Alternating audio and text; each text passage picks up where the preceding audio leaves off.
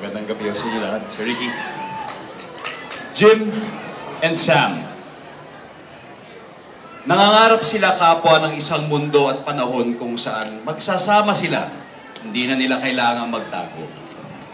Ipapakilala kita sa mga kaibigan ko. Ipagmamalaki kitang boyfriend ko. Sa kasaharap nila ay hahagkan kita. Magse-celebrate tayo ng anniversary at Valentine's Day. Pero araw-araw ay special. Magsusuot tayo ng mga damit na magkaterno. Tutugtugan kita lagi ng gitara maski sa harap ng ibang tao. Walang magtatanong kung bakla tayo. Magdadasal tayo sa temple ng Rabbit God sa Taiwan.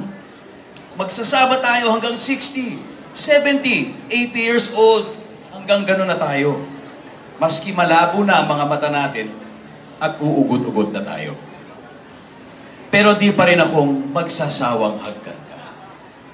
At maski may hearing aid ay wala na akong marinig, ikaw lang. Goa ID, Jaime. Goa ID, Sam. Tumakas tayo. Ano?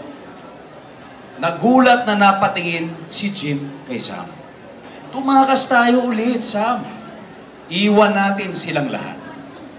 Ngayon, ay excited na si Sam. May pera akong na-save. Pupunta tayo sa malayong probinsya, yung walang makakakilala sa atin. Mahahanap din nila tayo sabi ni Jim. Matatagalan, sabi ni Sam. At saka maski mahanap nila tayo, wala silang magagawa. They have to accept us na.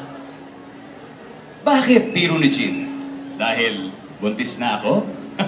Oo, sagot ni Sam. At kailangan kitang panagutan. Natawa sila pareho. Dadalhin mo ang pangalan ko, sabi ni Sam. Uy, dadalhin mo rin ang pangalan ko, ha? Sabi ni Jim. Dadalhin natin ang pangalan nating dalawa, sabi ni Sam.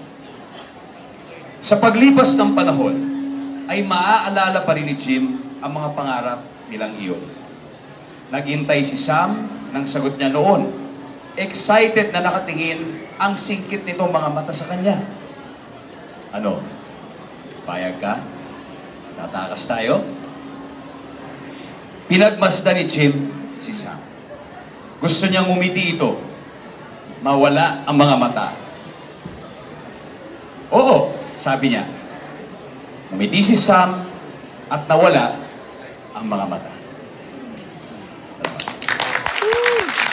Thank you very much, Dong. Maraming salamat. Salamat, Dong.